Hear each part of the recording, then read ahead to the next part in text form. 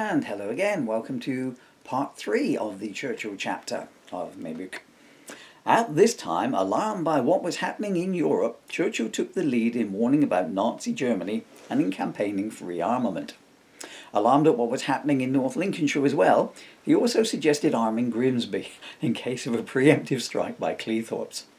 Chamberlain consulted with him but was unconvinced. I don't know whether to do this in accent or not. "Look, Neville, this Hitler chap is a bit of a bonkers boy. We need to do something about his territorial expansion in Europe. What do you suggest, Winston?" "Rearmament." "Rearmament?" I've forgotten which voice I have. "Rearmament? I don't think he'd like that." "No, rearmament. You have let the armed forces diminish too far." "What, like you did when you, as Chancellor of the Exchequer, successfully urged the Cabinet to make the 10-year rule self-perpetuating, and thus saw defence spending going down from 766 million in 1919 to 20 to 189 million in 1920-22 to 102 million in 1932. I had a cold that day. Anyway, we need to be ready to take on this Hitler fellow. What do you suggest?" "I suggest we introduce a fourth service, the Royal Armed Pelicans. I recommend a starting strength of 10,000. They will be trained in explosives, laying mines, and wing-to-hand combat. There will be a separate tank division and a separate fish tank division to feed them all. At the top will be an elite force, kind of like the SAS, only they will be known as the Special Bird Service. They will go behind enemy lines on espionage missions, infiltrating groups of fifth columnists and living beside them, gaining their trust." "And you don't think Hitler's spies will notice that Hans Grubel, the new man to join the party, is in fact a pelican in a trench coat?" "Pelicans are masters of disguise." Do you have any proof to back that up?" "You see that chair you're sitting on?" "Yes." "Meet Matilda."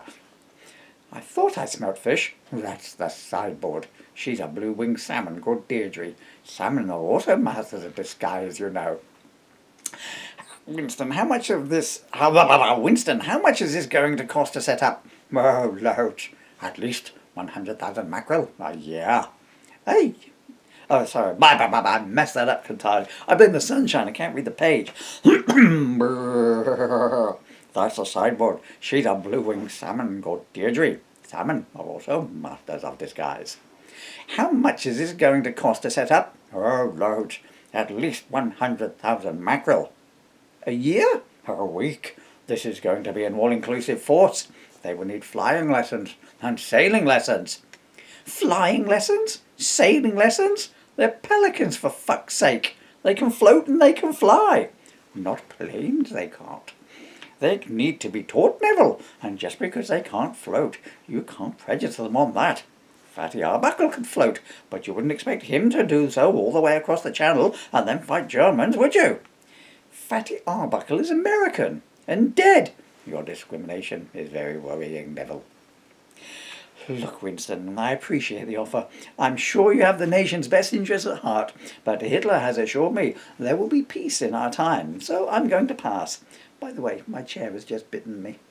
"You'll be sorry." "I think I will be. I'm allergic to birds." At the outbreak of the Second World War, Churchill was again appointed First Lord of the Admiralty. Following Chamberlain's resignation in May 1940, Churchill became Prime Minister.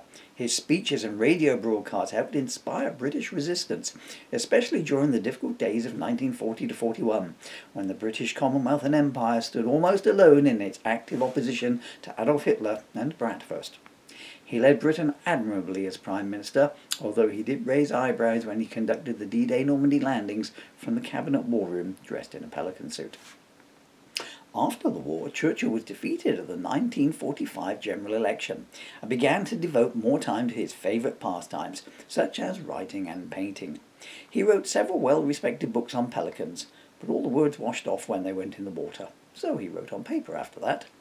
Meanwhile, inspired by Monet, he began a series of naturescapes known as the Pelican Paintings.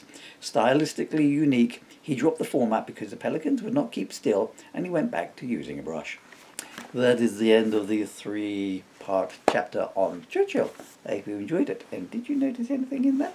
Well, it wouldn't have been easy because the blasted global warming has kicked in. I'm just melting. You help me, I'm melting. Thank you for your time.